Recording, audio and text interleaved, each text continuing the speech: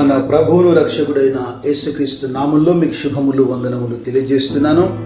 అనుదిన ధ్యానమునకు స్వాగతం. ద్వితీయోపదేశ కాండము 13వ అధ్యాయం ఇది మన ధ్యానాంశంగా ఉంది. ప్రారంభపు వచనాలు నేను చదువుతున్నాను.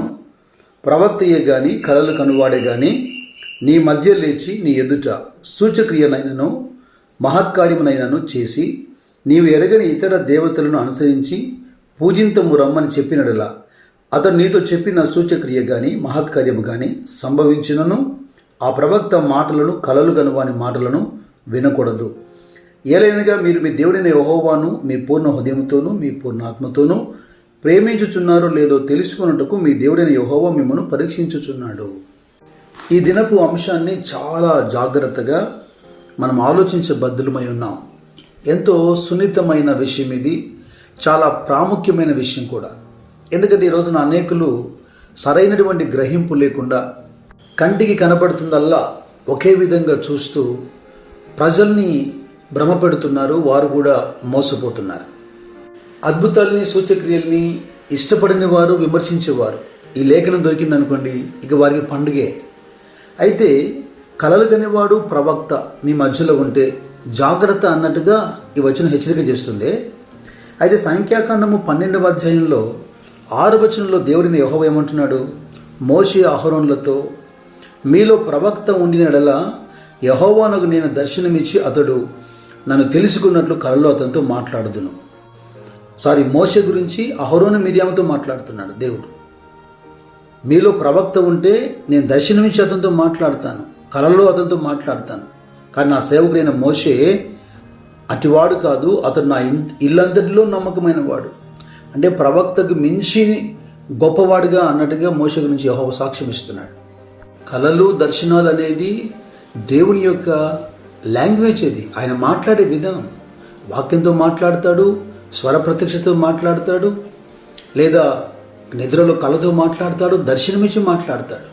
మరి ఈ వచనం మనం చదివినటువంటి వచనం ద్వితీయోపదేశకాండం 13వ అధ్యాయంలో హెచ్చరిక జాగ్రత్తగా కూడిన మాట ఎవరికి? మీరు చూడండి, జకర్యా గ్రంథంలో 10వ అధ్యాయంలో 2వ వచనంలో ఒక మాట ఉంది. జకర్యా గ్రంథము 10వ అధ్యాయం 2వ వచనం.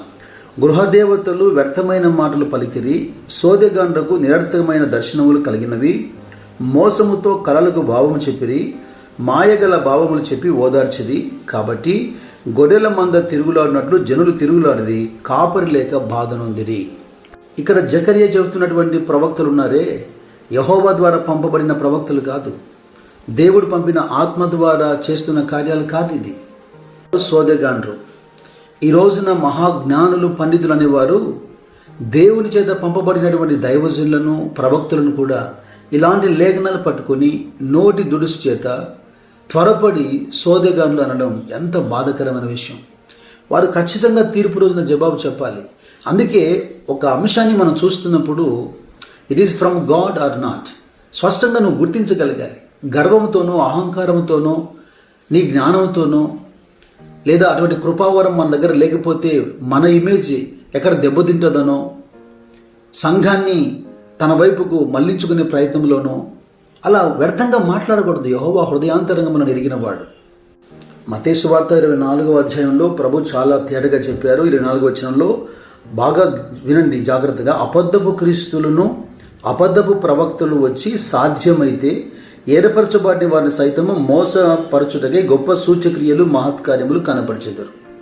బ్రదర్, మీరే చెప్పారు కదా ఇందాక, అద్భుతాలు చేసేవారిని దేవుడు పంపిన వారిని కూడా దూషిస్తున్నారని. మరి ఇక్కడ ప్రభువే చెబుతున్నాడు కదా, అనేక అద్భుతాలు చేసి మిమ్మల్ని మోసగిస్తారని. ఇక్కడ మీరు జాగ్రత్తగా వినండి. యేసుక్రీస్తు అంటున్నాడు, నా పేరట నా నామములో అద్భుతాలు చేస్తారని చెప్పలేదు. ఇక్కడ మీరు శ్రద్ధగా వినండి. అబద్ధపు క్రీస్తులు వస్తున్నారు, అబద్ధపు ప్రవక్తలు వస్తున్నారు. ఈ అబద్ధ ప్రవక్తల్లో వెనక ఉన్నటువంటి శక్తులు వేరు, వాళ్ళు పనిచేస్తున్న విధానం వేరు. వారు కూడా సూచక్రియలు అద్భుతాలు చేస్తున్నారు, చేసి మిమ్మల్ని దారి మళ్లిస్తారు. జాగ్రత్త. క్రీస్తు మార్గంలో నుంచి మిమ్మల్ని వేరు చేస్తారు. జాగ్రత్త. ఎందుకు ఖచ్చితంగా ఈ మాట మనం చెప్పగలమంటే, మార్కు సువార్తలో శిష్యులు కొందరు ప్రభు దగ్గరికి వచ్చి, ప్రభువా, మనకు పరిచయం లేనివాడు, మనతో సహవాసం చేయనివాడు ఇదిగో అద్భుతాలు చేస్తున్నాడు, అతని మేము నివారించే ప్రయత్నం చేస్తున్నాం. అప్పుడు ప్రభు ఏమంటున్నాడు? మార్కు సువార్త 9వ అధ్యాయం 39వ వచనంలో, వానిని ఆటంకపరచకుడి, నా పేరట అద్భుతం చేసి నన్ను చులకనగా నిందింపగల వాడెవడనూ లేడు. మనకు విరోధము కానివాడు మన పక్షముగా ఉన్నవాడే. ఈ మాట యొక్క అర్థం ఏంటి? క్రీస్తును అంగీకరించకుండా, క్రీస్తు ఇచ్చిన అధికారం కాకుండా ఊరికే క్రీస్తు పేరు వాడి అద్భుతం చేస్తాడా? అలా క్రీస్తుని అవమానించగలుగుతాడా? అలా వ్యర్థముగా వాడు క్రీస్తు పేరిట పలికినప్పుడు క్రీస్తు అక్కడ అద్భుతం చేసి జవాబిస్తాడా? ఎంత మూర్ఖంగా ప్రజలు ఆలోచన చేస్తారు. ఎంత సులువుగా ప్రజల మీదకి, దేవుని ప్రజల మీదకి విరుచుకుపడుతున్నారు. ఆత్మ సంబంధమైనటువంటి ఈ యొక్క కార్యక్రమాలు, కృపావరములు, ఆత్మఫలములు, దైవ సేవకులకే ఒక క్లారిటీ లేదు. పైగా యథార్థమైన హృదయం లేదు. దేవుడు ఒకరిని ప్రేమించి ఏదైనా ఒక వరం ఇచ్చారనుకోండి, ఈ పక్క సంఘ కాపరికి అంతా ఒళ్ళుమంట. ఎందుకంటే మన దగ్గర అది లేదు. ప్రజలు అంటే వెళ్ళిపోతారేమో. సరైన గ్రహింపు సేవకులకు లేదు, ఆ ప్రజలకు లేదు. అందుకని క్రీస్తుని ఎరగని అబద్ధ ప్రవక్తలు, క్రీస్తు తామని చెప్పుకునేటువంటి ప్రవక్తలు, దయ్యముల ద్వారా సోద చెప్పే ప్రవక్తలతో దేవుని ప్రజలను ఏకం చేసి వీళ్ళు కామెంట్ చేస్తున్నారు. ప్రకటించేవాడైనా, అద్భుతాలు చేసేవాడైనా, సూచక్రియలు చేసేవాడైనా అందరూ దేవుని ద్వారా నియమించబడ్డారు. వాడు యథార్థంగా జీవిస్తూ, నమ్మకంగా జీవిస్తూ అతని సాక్ష్యమైనా మీరు గుర్తుపట్టలేరా? యేసు నామములో అద్భుతాలు చేస్తున్నాడు. సంఘం ఇది గ్రహించాలి. సంఘము ఆ యొక్క అపస్తులత్వాన్ని, ఆ ప్రవక్త పని గుర్తించాలి. అన్ని సంఘాలకు క్షేమం కలగాలి. ఎందుకు అలా జరగట్లేదంటే అటువంటి కృపావరం కలిగిన వాళ్ళు కూడా ఈ యథార్థత, ఈ జ్ఞానం లేదు కనుక వారికి ఉన్నటువంటి ఆ కృపను బట్టి వేరే సంఘాల్ని నిర్వీర్యం చేసి పైకొచ్చే ప్రయత్నం చేస్తారు కదా. అందుకు ఈ ఇద్దరి మధ్యలో పోరాటాలు కొనసాగుతూనే ఉన్నాయి. అపోస్తుల కార్యంలో 19వ అధ్యాయంలో 11వ వచనం అంటుంది, దేవుడు పౌలు చేత విశేషమైన అద్భుతాలు చేయిస్తున్నాడట. శరీరానికి తగిలినటువంటి చేతి గుడ్డలైనా, నడికట్లైనా రోగులు ఏదో తెచ్చినప్పుడు రోగాలు వారిని విడిచిపెడుతున్నాయట. దయ్యములు కూడా వదిలిపోతున్నాయట. ఇలాంటి విషయాలు అక్కడ ఉన్నటువంటి మాంత్రికులు, ఆ దేశ సంచారులు, మాంత్రికులు చూశారు. పౌలు ప్రకటిస్తున్నటువంటి యేసు పేరిట అద్భుతాలు జరుగుతున్నాయి కదా, మనం ఎందుకు చేయకూడదని యూదుడైన స్కెవయను, ఒక ప్రధాన యాజకుని కుమారులు 7 అలాగున చేయుచుంది. అందుకు ఆ దయ్యము, నేను యేసును గుర్తెరుగుదును, పౌలును కూడా ఎరుగుదును, కానీ మీరెవరని అడగగా ఆ దయ్యం పట్టిన వాడు ఎగిరి వారి మీద పడి వారిని ఇద్దరిని లొంగదీసి గెలిచిన. అందుచేత వారు దిగంబరులై గాయము తగిలి ఆ ఇంటి నుండి పారిపోయిరి. కనీసం దయ్యాలకున్నటువంటి జ్ఞానం సేవకులకు లేకపోతే ఎలాగా? ఆ దయ్యాలు గుర్తిస్తున్నాయి నిజమైన దైవజనుడెవడో, అబద్ధమైనటువంటి దైవజనుడెవడో. నీకు తెలియక త్వరపడి నిజమైన సేవకులు కూడా అబద్ధ సేవకులుగా నువ్వు చిత్రీకరిస్తున్నావు. నేను ఇక్కడ పూర్తిగా అద్భుతాలు చేసేవారికి, ప్రవచనాలు ఇచ్చేవారికి సపోర్టుగా మాట్లాడుతున్నట్టుగా మీకు అనిపించవచ్చు. కానీ చాలా జాగ్రత్తగా వాక్యాన్ని మీరు గుర్తించండి. దేవుని ద్వారా పంపబడక తప్పు చేసేవానికి ఎలాగో శిక్ష ఉంది. కాకపోతే నిజమైన దైవజనులను అందరినీ ఆ గుంపులు కట్టేసి నువ్వు చేస్తున్న పాపానికి అది నువ్వు ఆలోచించేమని కోరుతున్నాను. ద్వితీయోపదేశకాండం 18వ అధ్యాయంలో 20 నుంచి 22 వచనాలు గమనిస్తే, చివరిగా ప్రవక్త యెహోవా నామమున చెప్పినప్పుడు ఆ మాట జరగకపోయిన ఎడలను, ఎన్నడూ నెరవేరకపోయిన ఎడలను అది యెహోవా చెప్పిన మాట కాదు, ఆ ప్రవక్త అహంకారముతోనే చేతిని దాన్ని చెప్పిన గనక దానికి భయపడవద్దు అంటున్నాడు.